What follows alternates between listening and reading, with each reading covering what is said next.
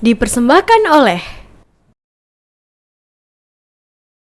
Assalamualaikum warahmatullahi wabarakatuh. Innal hamdalillah nahmaduhu wa nasta'inuhu wa nastaghfiruh wa na'udzu billahi min syururi anfusina wa min sayyiati a'malina. May yahdihillahu fala mudhillalah wa may yudlilhu fala hadiyalah.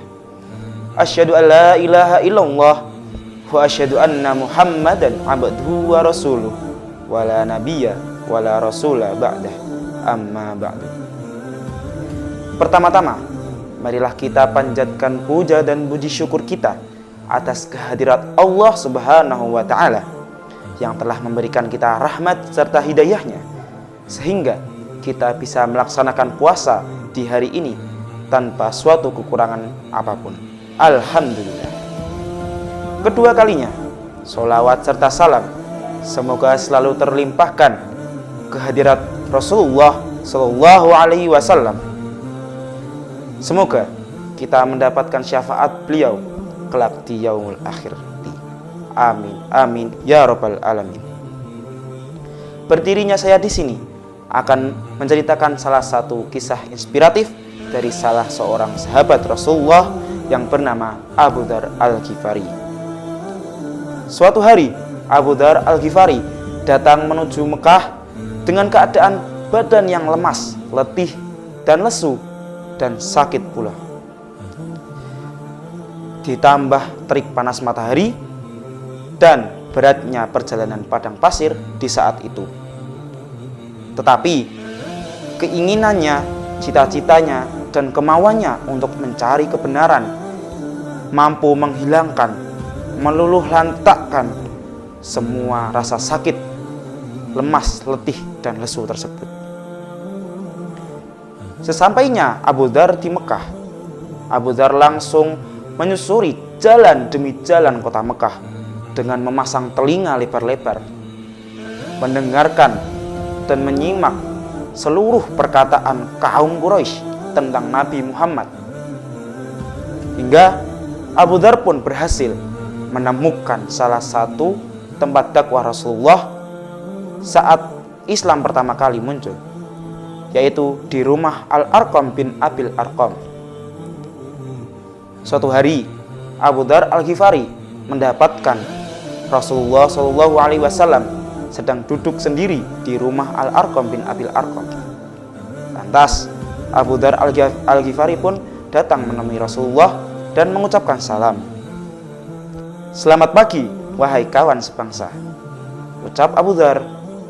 Lalu Rasulullah pun menjawab, "Keselamatan bagi engkau, wahai sahabat." Abu Dzar pun berkata, "Senandungkanlah syair Anda." Rasulullah berkata, "Itu bukanlah syair yang dapat disenandungkan, melainkan itu adalah Al-Quran yang mulia." Abu Dzar berkata lagi, "Bacakanlah kepadaku kalau begitu." Akhirnya Rasulullah mengabulkan permintaan Abu Dzar dan membacakan salah satu ayat-ayat di Al-Quran.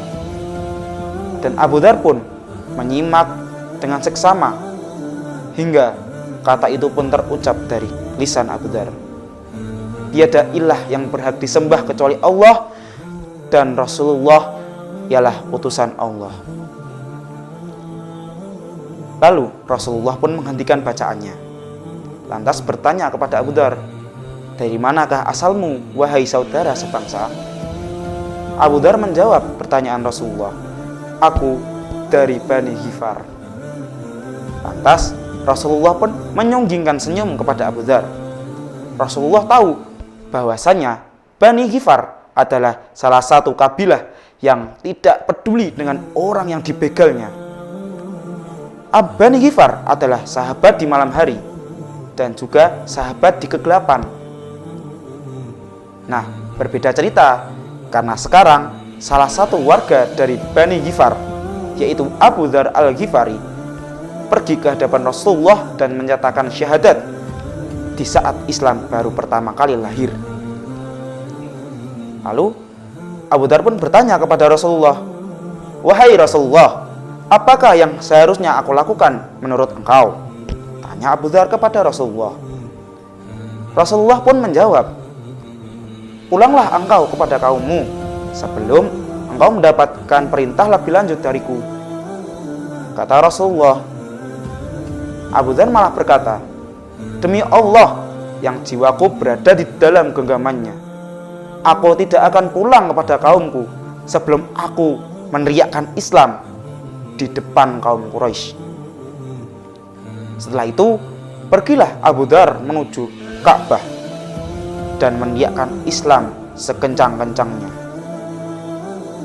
Orang-orang Quraisy yang mendengar teriakan itu mengetahui bahwasanya orang yang berteriak itu adalah orang asing dan tidak memiliki kerabat di kota Mekah. Lantas, orang Quraisy pun beramai-ramai membondong dan memukuli Abu Dzar Al-Ghifari hingga ia babak belur di situ.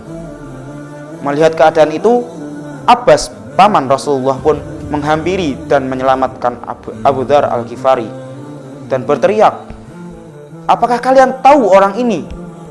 Dia adalah salah satu keturunan dari Bani Ghifar, yang mana kabilah-kabilah dagang kalian akan pulang dan pergi dari Syam menuju Mekah dan harus melewati perkampungan Bani Ghifar. Kalaulah orang ini mati dan beritanya tersebar sampai Bani Ghifar, tentu mereka akan mempersulit jalan bisnis kita dengan Syam. Mendengar kebenaran perkataan Abbas, kaum Quraisy pun berhenti memukuli Abu Dzar. Tetapi Abu Dzar tidak kapok dan malah mengucapkan 2 kalimat syahadat sekali lagi di depan kaum Quraisy. Kaum Quraisy yang mendengarnya pun marah dan kembali menghantam dan memukuli Abu Dzar hingga ia babak belur untuk yang kedua kalinya. Dan juga ia diselamatkan lagi oleh Abbas bin Abdul Thalib. Akhirnya setelah pengeroyokan itu, Abu Dzar Al-Ghifari pulang menuju Rasulullah. Lalu Rasulullah pun mendesak Abu Dzar untuk kembali kepada kaumnya. Abu Dzar pun menuruti permintaan Rasulullah. Abu Dzar kembali kepada Bani Ghifar. Lalu hari demi hari berlalu, bagaikan anak panah yang melesat cepat menuju sasarannya. Hingga pada suatu hari terdapat rombongan yang begitu besar.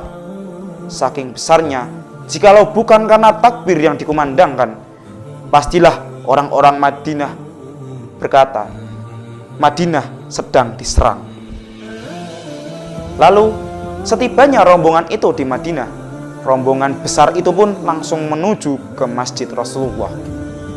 Dan Rasulullah yang melihat Abu Dzar ada di rombongan kabilah itu lantas berkata, sungguh tidak akan pernah ditemukan lagi di bawah langit ini yang paling benar ucapannya selain Abu Dzar Al-Ghifari. Benar batinnya, benar jasmaninya, benar akidahnya, dan juga benar lisannya. Jasa Abu Dzar Al-Ghifari sangatlah besar. Beliau bisa mengislamkan 2 kabilah sekaligus, yaitu Bani Ghifar dan juga Bani Aslam. Dan ketika Rasulullah melihat pada Bani Ghifar, Rasulullah pun berkata, Ghifarun ghafarallahu laha, yang artinya Bani Ghifar telah diselamatkan oleh Allah. Dan Rasulullah pun menghadap kepada Bani Aslam dan berkata, wa aslamu salamahullah, yang berarti juga Bani Aslam telah diselamatkan oleh Allah. Lalu bukan hanya itu saja jasa-jasa dari Abu Dzar Al-Ghifari, karena setelah ia berhasil mengislamkan 2 kabilah sekaligus, ia pun berjihad fisabilillah bersama Rasulullah di perang-perang besar Islam. Hingga Rasulullah berkata kepada Abu Dzar, wahai Abu Dzar, engkaulah manusia yang berjalan sebatang kara, mati sebatang kara, dan juga dibangkitkan nanti sebatang kara. mengenai kebenaran sabda Nabi ini terbukti saat Abu Dzar mengalami sakaratul maut di pinggiran kota Madinah, tepatnya yaitu di Rabadah. Ketika itu Abu Dzar Al-Ghifari sedang mengalami sakaratul maut dan didampingi oleh istrinya yang sedang menangis di sampingnya. Abu Dzar Al-Ghifari bertanya kepada istrinya, "Kenapa engkau menangis? Padahal maut itu sudah pasti datang." Istrinya menjawab, "Karena engkau akan meninggal, sedangkan kita tidak memiliki kain kafan untukmu."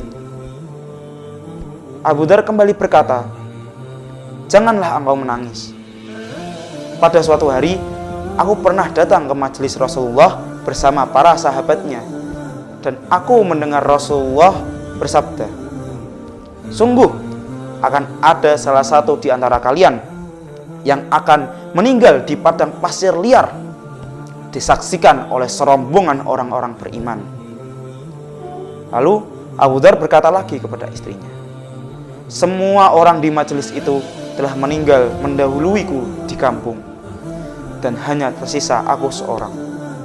Maka tunggu dan perhatikanlah di padang pasir sana, jikalau ada rombongan orang-orang yang beriman yang akan lewat ke sini. Sungguh tidaklah aku berkata bohong, dan tidaklah aku dibohongi." Setelah mengatakan hal itu, ruh Abu Dzar pun kembali ke hadirat Allah Subhanahu wa Ta'ala. Setelah menunggu beberapa saat, benarlah apa yang dikatakan Rasulullah dan Abu Dzar pada hari itu. Karena datanglah serombongan kafilah-kafilah dagang yang diketuai oleh Abdullah ibnu Mas'ud. Dan ketika Ibnu Mas'ud melihat ada orang yang terbujur kaku di atas padang pasir liar, lantas beliau pun menghampirinya. Dan ketika melihat orang yang terbujur kaku tersebut, Ibnu Mas'ud berkata, "Benarlah apa yang dikatakan Rasulullah kepada engkau, wahai Abu Dzar. Engkaulah orang yang berjalan sebatang kara, mati sebatang kara, dan dibangkitkan nanti juga sebatang kara." Mungkin segitu saja cerita yang dapat saya sampaikan. Semoga kita termotivasi atas ceritanya untuk selalu memberikan kebaikan di sekeliling kita dan mencegah dari yang mungkar. Mohon maaf bila ada kesalahan dalam saya menyampaikan cerita. Mohon maaf jika ada kesalahan-kesalahan dari saya yang tidak saya sengaja. Nun wal qalami wa ma yasturun fastabiqul khairat undur ma qala wala tandur man qala. Assalamu alaikum warahmatullahi wabarakatuh. Dipersembahkan oleh